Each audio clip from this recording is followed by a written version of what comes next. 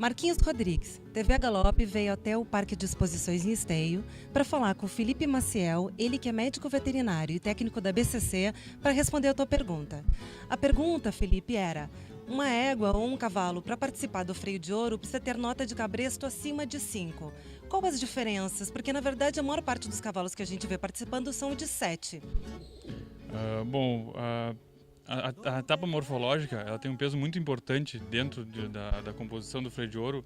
A nota final do animal durante a prova ela é composta pela média das etapas funcionais acrescido da etapa morfológica. Ou seja, como são 8 provas funcionais, um animal que sai com 7 e outro animal que sai com 6, o animal que saiu com 7 já está 8 pontos na frente do animal que saiu com 6. Por isso a diferença ser tão grande na média final desses animais. Um cabresto de 5 a gente já não vê muito mais, acho que até pela evolução do nosso cavalo, nós não encontramos mais em prova cabrestos de 5. As credenciadoras que eu acompanho, a maioria de 6 a 7,5, alguns animais expoentes aí na casa de 8 pontos morfológicos, mas a grande maioria gira aí em torno de 7,5, de 6,5 a 7. Bom, nós temos duas éguas aqui, com notas diferentes. A gente vai querer que tu mostre os detalhes disso e como identificar essas diferenças. Tá bem, vamos tentar exemplificar. Bom, aqui nós temos um animal chamada Oca da Morada Nova, acabou de ganhar a credenciadora aqui em Esteio. Ela saiu com etapa morfológica, na etapa morfológica com aproximadamente 7,300 de média. Eu vou falar sobre ela, depois nós vamos comparar com um animal que já saiu em outra credenciadora anteriormente com 6,4, ou seja, quase um ponto de diferença entre elas. Bom, essa égua, a avaliação ela começa o animal caminhando e a gente já nota algumas características que são importantes, né? O equilíbrio dela como um animal todo, o selo racial, e eu acho que uma das coisas muito boas que essa égua tem é o selo racial, uma égua com muito tupete, com a cabeça bastante triangular, boas orelhas. A gente ver que ela tem muita qualidade e quantidade de cabelo, de franja. É uma égua com um pescoço equilibrado, compatível com o corpo dela, um bordo superior bastante correto. O inferior podia ter um pouquinho mais limpo embaixo, mas daí ela não seria 7,3, ela seria talvez 7,5. É uma égua equilibrada no seu corpo, uma linha superior correta. Cernelha levemente destacada, a gente vendo todas as definições da parte do dorso, esse animal que estava correndo prova, a gente vê todas as definições, cernelha, dorso, lombo, a passagem para a garupa, uma égua muito equilibrada. O conjunto dela, no meu ponto de vista, é muito bom. Talvez se ela tivesse um pouco mais de volume, de tamanho, como um todo, fosse uma égua, no meu ponto de vista, talvez atingisse a casa dos 8 pontos de morfologia, ou talvez até um pouco mais. Mas eu acho que uma égua como essa, com o selo racial que tem, o equilíbrio, feminina, essa égua, no meu ponto de vista, a nota dela não pode nunca ser inferior a esse o 7, ou seja, os 70% de aproveitamento dentro do nosso padrão. Aqui nós temos uma égua que saiu, como eu comentei, uma credenciadora semana passada com 6,4 de morfologia. A gente nota ela, a grande diferença dela, no meu ponto de vista, que ela não tem o equilíbrio que tem a égua anterior, a égua lubuna. A cabeça dela um pouco encarneirada, não tem a qualidade de ganacha que tem a outra tem um pouco mais saltada a ganacha, um pouco mais destacada. Essa tem a orelha um pouco maior, não tem a quantidade de franja, mas acho que não é uma deficiência grave dessa égua, ela tem uma quantidade normal, a outra que é um pouco exagerada.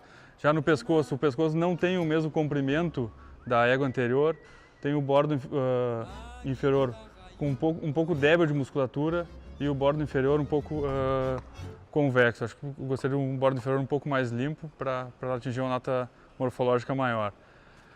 Na linha superior, no meu ponto de vista, ela falta um pouco de retangularidade, ou seja, ela tem marcada essa cernelha, mas o dorso dela é um pouco curto e o lombo também. Aliado com a garupa, que talvez seja um pouco mais curta que a da outra, mas um pouco mais angulada também. Comparando as duas éguas, essa égua tem uma angulação um pouco maior de garupa quando comparada a outra égua.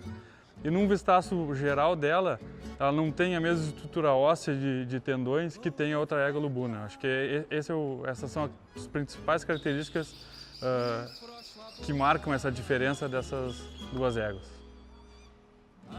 Bom, falando um pouco das qualidades dessa égua, na verdade é muito mais fácil nós identificarmos o que nós gostaríamos que ela fosse melhor do que as qualidades, mas ela tem qualidades, né? No saltou eu citei alguns exemplos de algumas coisas que eu gostaria que ela fosse um pouco melhor, mas eu acho que ela tem algumas qualidades, por exemplo, uma égua profunda de tórax, com boa paleta, uma égua que tem boa musculatura, se a gente for avaliar ela, até comparando com a outra égua que nós olhamos antes, ela tem um pouco mais de paleta, de musculatura. Tem boa qualidade racial, não tem a feminilidade da outra égua, mas tem boa qualidade racial, tem boa franja, boa cola, tem bons tendões, uma angulação boa de mãos principalmente. A garupa, como eu comentei, é uma garupa musculada, se a gente for olhar, ela tem uma boa descida de perna aqui, mas eu gostaria que ela fosse um pouco mais estendida, com um pouco mais de comprimento e um pouco mais plana, mas uma garupa forte, potente, pode ver a musculatura dela, claro que uma égua está em trabalho, né? Então já tem uma musculatura um pouco mais definida.